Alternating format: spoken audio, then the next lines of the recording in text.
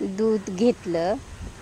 दूधवाल्या मामाने दुधामध्ये पाणी भरपूर आणलेलं होतं, घालून आणलेलं होतं. त्यामुळं मी ते दूध गॅसवर भरपूररित्या तापवून घेतलं आणि थोडं घट्ट दूध करून हे दूध तापवून घेऊन मी हे दूध आता दही करण्यासाठी गरम करून थंड करून व्यवस्थित नॉर्मल टेम्परेचरला आणून मी हे दूध या बॉलमध्ये घातलेलं नाही. आता मी हे बॅक्टेरिया असलेलं दही हे याच्यामध्ये घालून घेतलं.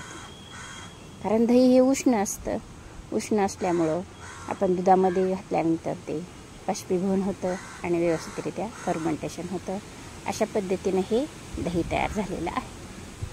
बघा, नॉर्मल दुधाचं नॉर्मल दही अशा पद्धतीनं घट्ट व्यवस्थित हे दही झालेलं आहे.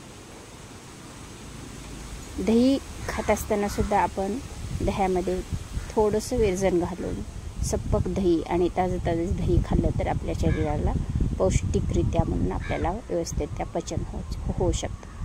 आंबट न विरजलेलं दही कधी खाल्लं तर आपल्याला बाकीच्या गोष्टीला सहन करावं लागतं. हे दही करून मी त्याचं चक्का तयार करून घेतला. मग अशा पद्धतीने हे सुती कपडा घेऊन सुती कपड्यामध्ये दही बांधून ठेवलं 5 ते 6 तास आणि हे आता मी काढून घेतलेलं आहे. अशा पद्धतीने हे चक्का बाहेर पडला. पाणी सगळं विरघळून गेलं आणि अशा पद्धतीनं हा चक्का तयार झालेला आहे. बघ किती घट्ट आणि मऊ असा हा चक्का झालेला. आता मी ह्या पातेल्यामध्ये काढून घेते. बघा अशा पद्धतीने इतका छान झाला आहे ना हा चक्का, अगदी व्यवस्थित. आता हे चक्का मी ह्या पातेल्यामध्ये तोडून घेते. हे चमच्यानं थोडं मिक्स करून घेते. ह्या वाटीने 1 वाटी चक्का झाला होता. या वाटीने मोजून घेतलं मी 1 वाटी चक्का झाला. तर आपण ह्या वाटीनंच आपण साखर सुद्धा टाकली पाहिजे. तर मी जवळपास आता हे सगळं मिक्स करून घेते आणि आपली ह्या रवीनं जरा मिक्स करून घेते.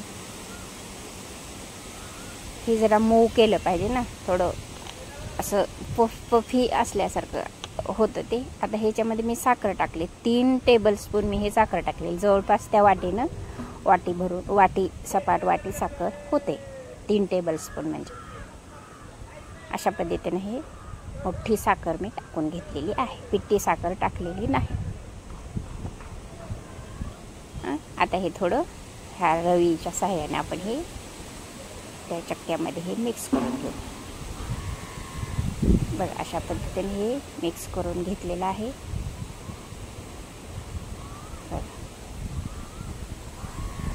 साखर टाकल्यामुळं थोडं पातळ झाल्यासारखं वाटते, पण पूर्णपणे साखर विरघळलेली नाही.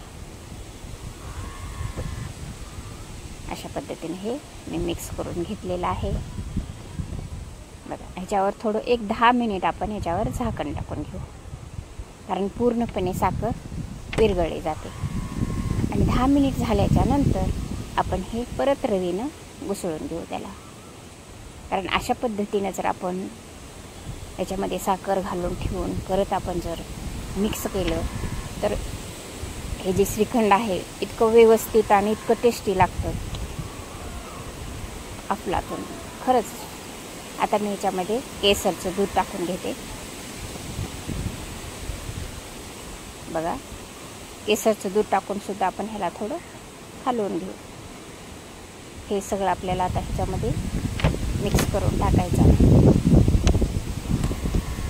असं मिक्स करून घ्यायचं सावकाश शांत डोक्याने. हे थोडं पातेल्याला वगैरे धरून असं व्यवस्थितरित्या हे मिक्स करून घ्यायचं. आता ह्याच्यामध्ये मी विलायची टाकते.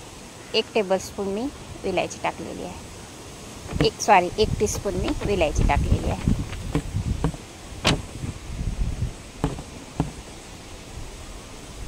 असं मिक्स करून घ्यायचं. आणि अशा पद्धतीने जर आपण श्रीखंड केलं तर खरंच इतकं फार छान होतं ना, खायलासुद्धा इतकं टेस्टी आणि इतकं व्यवस्थित लागतं. अशा पद्धतीने हे सगळं मी मिक्स करून घेतलेलं आहे. हे जे श्रीखंड आहे, श्रीखंड आपण जर लहान मुलांना सकाळी जर दिलं, सकाळी आपण जेव्हा देतो त्यावेळेस जर दिलं तर त्यांची शारीरिक वाढसुद्धा व्यवस्थित होते. आता मी सर्व करून घेते. एका छोट्याशा प्लेटमध्ये मी हे सर्व करून घेत आहे. बघा इतकं टेस्टी आणि इतकं छान लागतं ना अशा पद्धतीनं केलं तर. तुम्ही करून बघा, खाऊन बघा आणि मला कॉमेंट करून पण सांगा. शेअर करा, लाईक करा, कॉमेंट करा आणि सबस्क्राईब करा. धन्यवाद. Thanks for watching.